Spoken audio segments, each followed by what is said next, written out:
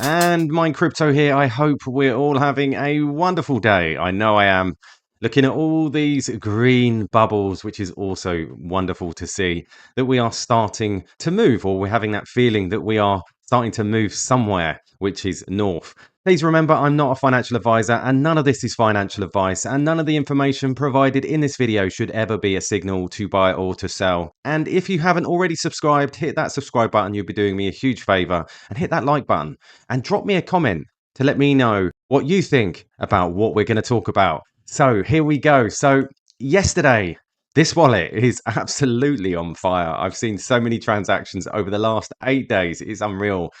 I'll say it again, nobody is prepared. This private wallet has just received another text of 1,766 quant. That's a value of 213,000 from CB Exchange. This wallet has seen $2.2 million worth of quant in the last 8 days. Now, total wallet size now is $3.5 million. Total quant stored is 28,000, nearly 29,000. And you see this massive spike. So what is going on here? Well, is this a licensed wallet? I think so, because we are seeing this hyper activity over the last week, just over the last week. We're seeing all of this go in. Is there a reason for that? Well, I think so. Now, I put this out as well. So the huge, as we talk a lot about this BitVavo wallet, and I've done previous videos on it, and I always get told, oh, it's an exchange, but this is not a normal exchange considering it's aligned with the Dutch central bank. Plus, they are storing much of this quant in cold wallets, private wallets, not an exchange. So this private wallet accumulated 3,206 quant, which was $412,000. They moved 20k quant into a new cold storage wallet, which was around about $2.5 million. But the big wallet now holds a total of 180,000 quant, a value of $23 million. So what do they know? Which is very, very interesting. And Pika says here, if they are holding it, it's because they do not want to sell it this cheap, or they know something is coming, a big wave.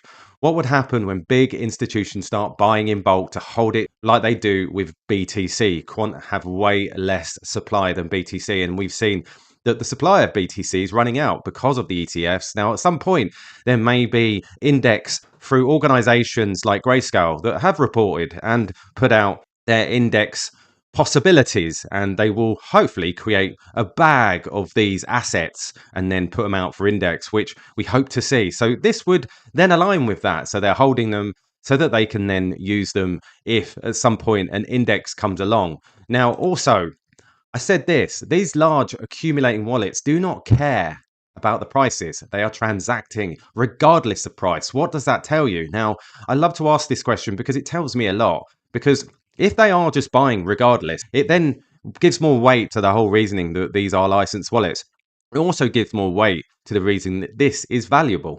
They don't care at these prices if it's going to go to stupid numbers. Now, we'll have to wait and see. Again, all speculation. But it tells Crypto Go here, blockchain in 2024, the year of institutional adoption, which we've already talked about.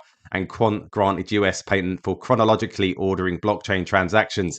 That's his reasons, and that's why he thinks Quant is going to the moon. Now, I see this amazing tweet post research from Miles Bron. He's been away for a while, but this is an absolute banger. He says Quant's overledger can be utilized for blockchain security and privacy in homeland security. Interoperability and integration. Overledger allows different blockchains and networks to communicate with each other by integrating Overledger with existing homeland security systems and applications. Organizations can establish a seamless flow of data across various distributed ledgers while maintaining compatibility with NIST, NIST SP 800-130.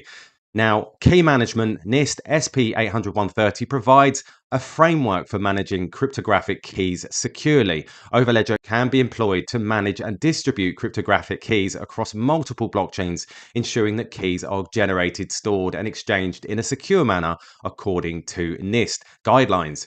This enhances the overall security of blockchain transactions and communications with homeland security applications. Now, we know that Gilbert Verdian is a master of cyber security, so probably has his hands on this as well. And data privacy, Overledger's ability to facilitate secure data exchange between different blockchains can be leveraged to enhance data privacy in homeland security applications. By using Overledger in conjunction with NIST SP 800-130, organizations can implement advanced key management practices to safeguard sensitive information and ensure that only authorized entities have access to critical data. So we also have cross-chain smart contracts. Overledger supports the execution of smart contracts across different blockchains. Organizations in the homeland security sector can utilize smart contracts to automate processes whilst maintaining a high level of security by integrating NIST compliant key management systems. The cryptographic aspects of these smart contracts can be enhanced, ensuring the confidentiality and integrity of sensitive operations.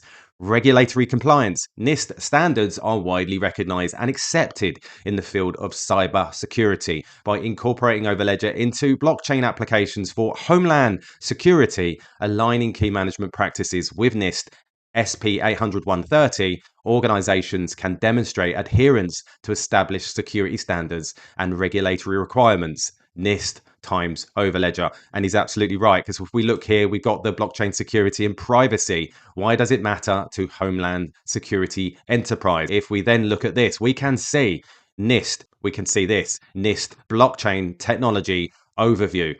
And if we look down here, authors' addresses, Martin Hargreaves, Thomas Hodjono, and Raphael Belchier, which we know who they are.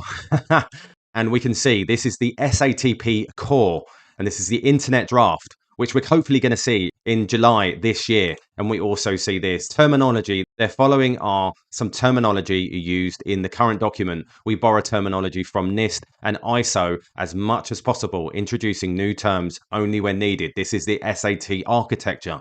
The asset network system, the network or system where digital asset is utilized. Asset transfer protocol, the protocol used to transfer, move a digital asset from one network to another using gateways. There's the key there.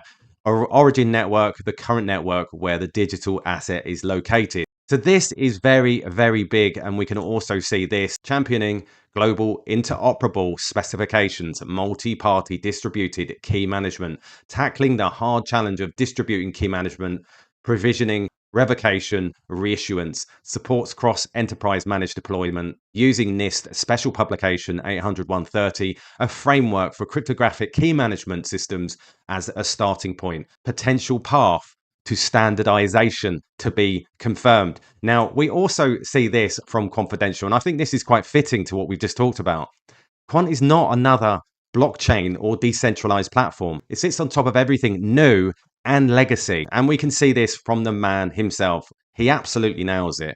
We didn't just build another Polkadot or Chainlink. Let's have a listen to this. And building another blockchain and another decentralized platform, we've built in, excuse me, we've built in the mechanisms to be able to talk to the existing financial system, because Overledger, as an overlay, it can connect to any API, it can connect to any data source, it can connect to any banking traditional ledger, or it can connect to a security system that does identity and access management. It can connect to an existing database, SAP, Oracle, whatever it is, in terms of enterprise platforms, or it can connect to any blockchain, internal or external. There, you heard it there. It can connect to anything. Security, SATP, absolutely massive. And as we know, we go back to this, we can see a call for adoption by the working group is issued July 2024, ATP Asset Transfer Protocol document.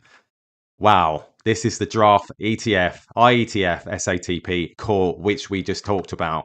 Now, and this from Greg Lunt, just a little bit of motivation, as he's seen it all before. It pays to be patient with Quant. In 2021, I watched all my altcoins skyrocket while Quant sat at $40. From February to May, I took profits on these tokens and funneled them into Gilbert's Godcoin. Then in May, when China and Tesla crashed the market, Quant turned on the jets and ran from $40 to $400. You can cry and complain about Quant price action, or you can embrace the fact that it moves later and more explosively than other tokens and use that knowledge to your advantage. Quant is delayed gratification. Now stick to the plan. And I completely agree. This gives us a great opportunity because essentially, if this runs later, then we can use other profits to build on our positions within Quant. That's what I'm doing. So there you go, guys. An absolutely banging update from some of the research that we've just gone through and some of the tidbits. And it's just putting them all together so that we can see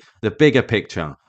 Remember, none of this is financial advice. I am not a financial advisor. I like to analyze and connect these dots and bring you the news as and when it comes. So there you go, guys. All the best, and I'll catch you later.